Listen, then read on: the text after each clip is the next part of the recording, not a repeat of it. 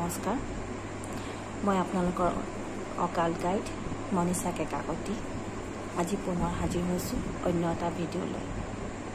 আজি মই আপোনালোকক কম মূলাং হাতৰ ব্যক্তিসকলৰ বিষয়ে কিন্তু মই তাৰ আগতে আজি কিছু কথা আপোনালোকক ক'ব বিচাৰিছোঁ মই আপোনালোকক মূলাং হিচাপে সংখ্যাবোৰৰ কেৰেক্টাৰিষ্টিক হিচাপে মই আপোনালোকক কোনো ব্যক্তিৰ কেৰেক্টাৰিষ্টিক কেনেকুৱা হ'ব পাৰে সেয়া কৈ আহিছোঁ সেই নিৰ্দিষ্ট মূলাংকৰ ব্যক্তিজনৰ বাবে কি কেৰিয়াৰ ভাল হ'ব সেয়াও পৰাপক্ষত মই দিবলৈ যত্ন কৰি আহিছোঁ কিন্তু মই আপোনালোকক জনাব লৈছোঁ যে এইটো নহয় যে কোনো ব্যক্তিৰ মূলাংক অনুসাৰে সকলো কথা 100% মিলিব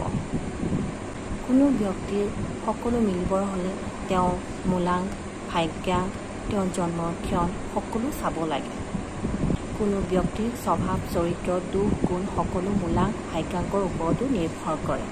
মূলাংকৰো হয়তো 90% মিলিব পাৰে তথাপি এজন ব্যক্তিয়ে নিজৰ মূলাংক অনুসাৰে নিজৰ দুখ গুণ স্বভাৱ চৰিত্ৰৰ বিষয়ে জানিব পাৰে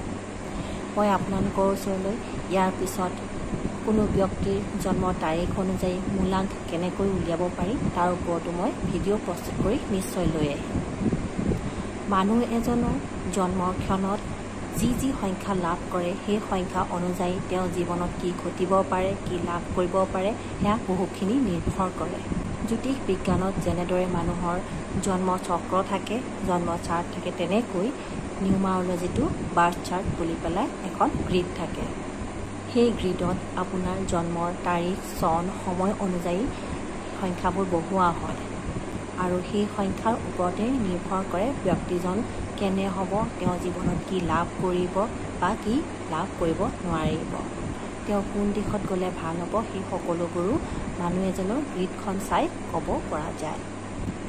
এই সকলোবোৰ টপিকৰ ওপৰত মই যথাসম্ভৱ ভিডিঅ' বনাই আপোনালোকৰ ওচৰত প্ৰস্তুত কৰিবলৈ চেষ্টা কৰিম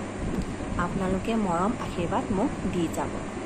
এতিয়া আহোঁ আজিৰ ভিডিঅ'ৰ মূল উদ্দেশ্যলৈ আজি ক'ব ওলাইছোঁ মূলাংক হাতৰ বিষয়ে মূলাংক হাত হৈছে সেইসকল ব্যক্তি যিসকল ব্যক্তিৰ জন্মৰ তাৰিখ কোনো মাহৰ 7, 16 বা 25 হয় যিসকল ব্যক্তিৰ মূলাংক 7 হয় তেওঁলোক হস্তকলাত পাৰদৰ্শী হয় তেওঁলোক হাতেৰে কাম কৰি ভাল পায় যিসকল ব্যক্তিৰ মূলাংক 7 হয় তেওঁলোক কেতুৰ দ্বাৰা পৰিচালিত হয় তেওঁলোক বহু জ্ঞানেৰে ভৰপূৰ হয় তেওঁলোক ধাৰ্মিক আৰু আধ্যাত্মিক হয় তেওঁলোক চিন্তাশীল হয় দাৰ্শনিক হয় তেওঁলোক হস্তকলাত পাৰদৰ্শী হয় তেওঁলোকে যিকোনো কথা বা কাম বা বস্তু ৰিচাৰ্চ কৰি ভাল পায় তেওঁলোকে যিকোনো কাম এনালাইচিছ কৰে তেওঁলোক দয়াশীল হয় অন্তৰ্দৃষ্টি সম্পন্ন হয় আৰ্টিষ্টিক হয় ৰিজাৰ্ভ হয় মুডি হয় তেওঁলোক ডিপ্ৰেছড হয় লোনলি ফিলো কৰে লাইফক লৈ তেওঁলোক ডিসএপইণ্টেড হয় তেওঁলোক ক্ৰিটিকেল হয় লাজকুৰীয়াও হয় তেওঁলোক অলপ শ্ল' হয় আৰু হিচাবিও হয় তেওঁলোকলৈ ছাজেশ্যন তেওঁলোক অলপ ছ'চিয়েল হোৱাটো ভাল সকলোৰে লগত অলপ বেছি অপেন হওক ৰিচাৰ্চ কৰোঁতে বেছি গভীৰলৈ নোসোমাব কেৰিয়াৰ হিচাপে তেওঁলোক যদি অকাল প্ৰফেশ্যন অৰ্থাৎ যাদুবিদ্যা প্ৰফেশ্যনত আহে তেওঁলোক ছাকচেছ হ'ব চ' ফ্ৰেণ্ডছ আজি মূলাংক হাতৰ বিষয়ে ইমানেই নেক্সট ভিডিঅ'ত পুনৰ লগ পাম আশা কৰোঁ আপোনালোকে এই ভিডিঅ'টো লাইক কৰিব শ্বেয়াৰ কৰিব থেংক ইউ